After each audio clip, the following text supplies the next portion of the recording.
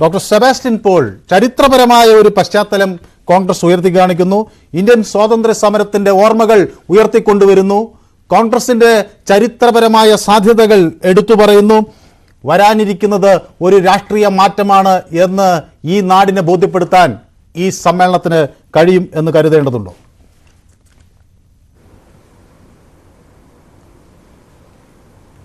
അല്ല, മഹാത്മാഗാന്ധിയുടെ പൈതൃകത്തെ അടിസ്ഥാനമാക്കിയുള്ള സമീപനമാണ് ഇപ്പോൾ കോൺഗ്രസ് സ്വീകരിച്ചിരിക്കുന്നത്. മഹാത്മാഗാന്ധിയും കോൺഗ്രസുമായിട്ടുള്ള ബന്ധം ഒക്കെ അന്നേ അവസാനിച്ചതാണ്. 1969 കോൺഗ്രസിൻ്റെ ഒരു വലിയ ഒരു സ്പ്ലിറ്റ് അന്നുണ്ടായി. കോൺഗ്രസ് ഒരു വിഘടനം അന്ന് സംഭവിച്ചു.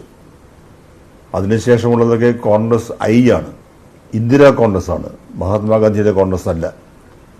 മഹാത്മാഗാന്ധിയുടെ പൈതൃകം ഉപേക്ഷിച്ചുകൊണ്ട് ഇന്ദിരാഗാന്ധിയുടെ പൈതൃകം എന്ന വാക്കാണ് ഉപയോഗിക്കേണ്ടത്, മാതൃത്വം എന്ന വാക്കാണ് ഉപയോഗിക്കേണ്ടത് എന്ന് എനിക്കറിയില്ല. ഏതായാലും ആ ലെഗസി ആണ് ഇപ്പോൾ കോൺഗ്രസ് അവകാശപ്പെടുന്നത്. അതുകൊണ്ടാണ് ആ പാർട്ടിയുടെ പേര് തന്നെ കോൺഗ്രസ് ഐ എന്നാണ്. ഇന്നത്തെ ഇന്ത്യൻ സാഹചര്യത്തിൽ കോൺഗ്രസ് എന്ത് നേടും എന്നതിനേക്കാൾ ഉപരിയായി നമ്മെ അലട്ടുന്ന ഒരു പ്രശ്നമുണ്ട്. ആ പ്രശ്നം വളരെ ഗൗരവമുള്ളതാണ്.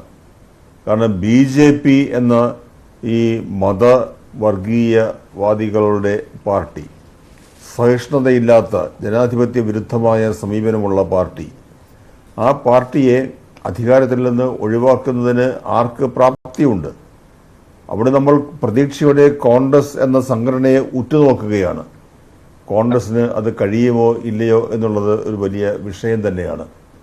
എന്തുകൊണ്ട് അത് കോൺഗ്രസിന് കഴിയുന്നില്ല എന്നുള്ള ഒരു ആത്മപരിശോധനയ്ക്ക് ഈ സമ്മേളനം, ബലഗാവ് സമ്മേളനം കാരണമാകുമെങ്കിൽ നമ്മളതിനെ സ്വാഗതം ചെയ്യുന്നുണ്ട്.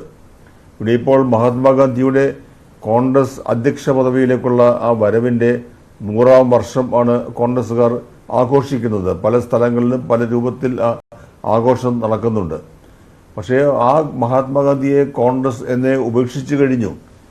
ആ മഹാത്മാഗാന്ധിയുടെ പേര് പറഞ്ഞു സെബാസ്റ്റ്യൻ പോൾ ഗാന്ധിജിയെ ഉപേക്ഷിച്ചു എന്ന് പറയുന്നതിനപ്പുറത്തേക്ക് ഗാന്ധിജിയെ കൂടുതൽ അടുപ്പിച്ച് നിർത്തുകയല്ലേ ഇപ്പോൾ കോൺഗ്രസ് ചെയ്യുന്നത്? ഇപ്പൊ നോക്കൂ, ഈ ഇവിടെ നടക്കുന്ന ഒരു റാലി നാളെ ജയ് ബാപ്പു, ജയ് ഭീം, ജയ് സംവിധാൻ, അങ്ങനെ ഇന്ത്യയുടെ പരമ്പരാഗതമായ അസ്തിത്വങ്ങൾ എടുത്തു പറഞ്ഞുകൊണ്ട് കോൺഗ്രസിന് തിരിച്ചു വരാൻ കഴിയുമെന്ന എന്ന പ്രതീക്ഷയ്ക്ക് എന്തെങ്കിലും കഴമ്പുണ്ടോ?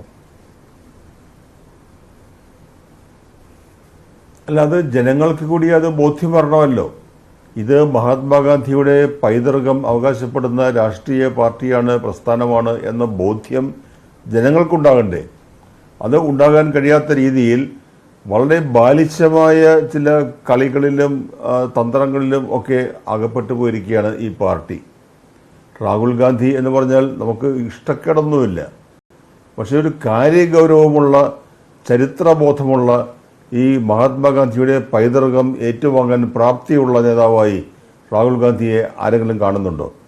അദ്ദേഹത്തിൻ്റെ സഹോദരിയെ കാണുന്നുണ്ടോ? അങ്ങനെയുള്ള അവസ്ഥയിൽ ബൽഗാവ് സമ്മേളനത്തിൻ്റെ ആത്യന്തികമായ ഫലം എന്തു തന്നെയായാലും കോൺഗ്രസ്സിന് ആ രീതിയിലുള്ള ഒരു പൈതൃകം ഏറ്റുവാങ്ങിക്കൊണ്ട് അതിൻ്റെ ബലത്തിൽ തങ്ങൾക്ക് നഷ്ടപ്പെട്ട ജനസ്വാധീനം തിരിച്ചു പിടിക്കാൻ കഴിയും എന്ന പ്രതീക്ഷ സത്യത്തിൽ എനിക്ക് ഇപ്പോൾ ഇല്ല.